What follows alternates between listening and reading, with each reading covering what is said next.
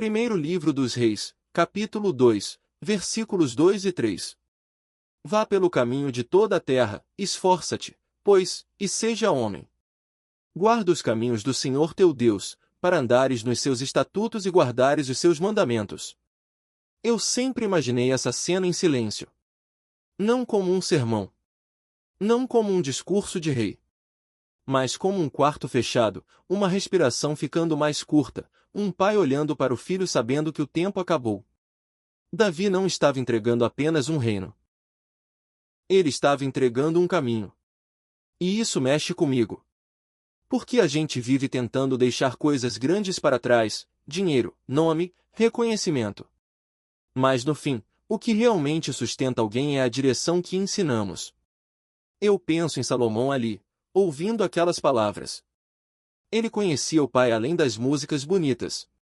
Ele viu as falhas. Viu os erros. Viu o peso das consequências. Mas também viu algo que talvez tenha sido o maior legado: sempre que Davi caía, ele voltava. E talvez seja isso que define um homem. Não o fato de nunca errar, mas a decisão de não permanecer longe. Quando Davi diz ser homem, ele não está falando sobre força física. Ele está falando sobre caráter. Sobre responsabilidade. Sobre escolher obedecer mesmo quando ninguém está olhando. E eu fico pensando, quantas vezes a gente quer o trono, mas não quer o caminho? O tempo passa. Davi morre. O silêncio fica mais pesado do que qualquer batalha já travada. Agora é Salomão quem carrega a coroa. E herdar algo grande nunca é simples. Porque junto com a herança vem a comparação. Ser filho de alguém extraordinário pode ser uma bênção e um peso. Então acontece algo que muda tudo. Primeiro livro dos Reis, capítulo 3. Deus aparece a Salomão em sonho e diz: pede o que queres que eu te dê. Eu paro nessa frase. Porque isso revela o coração de alguém. Quando não há limites aparentes, quando o céu está aberto, o que você pede? Salomão poderia ter pedido poder absoluto. Poderia ter pedido riquezas incontáveis. Poderia ter pedido a derrota de todos os inimigos. Mas ele diz algo que me desmonta: eu sou apenas um jovem e não sei como conduzir-me. Dá ao teu servo um coração cheio de discernimento. Ele admite que não sabe. Existe uma força absurda em reconhecer a própria limitação. Ele não pede grandeza. Ele pede direção. Ele não pede aplausos. Ele pede sabedoria para não estragar o que recebeu. Isso me faz pensar que talvez maturidade não seja saber muito. Talvez seja saber que ainda não sabe o suficiente. A Bíblia diz que aquele pedido agradou ao Senhor. E ali começa um período impressionante.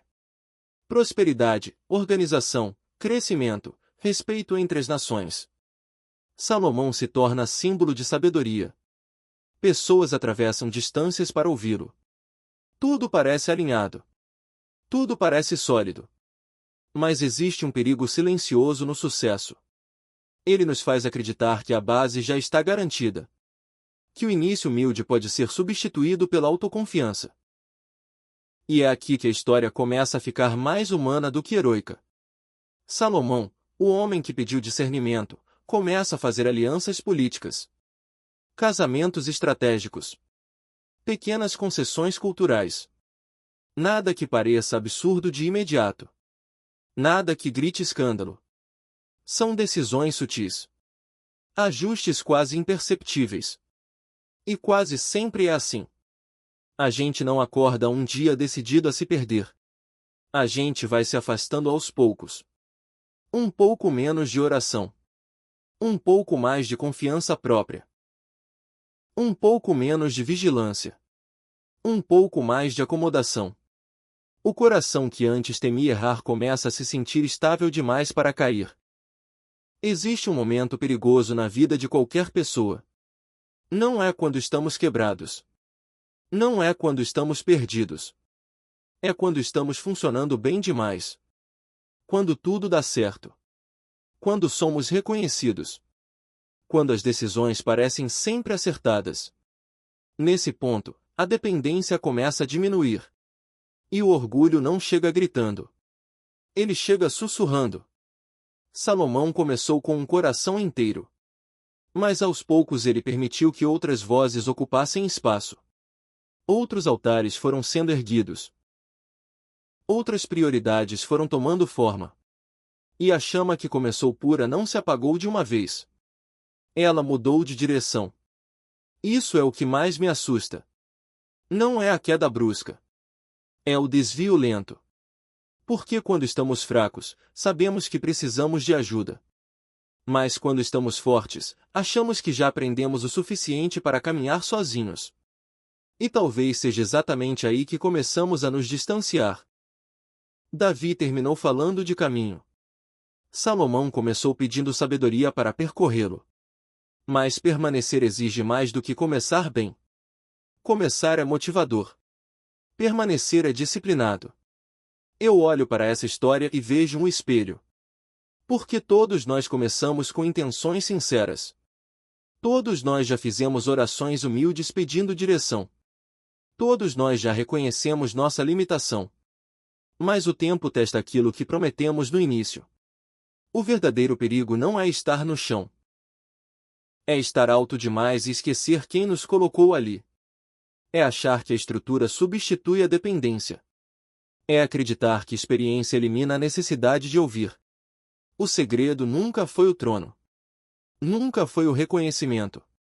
Nunca foi a admiração das pessoas. Sempre foi o caminho. E caminho não se guarda com talento. Se guarda com vigilância. Com humildade diária.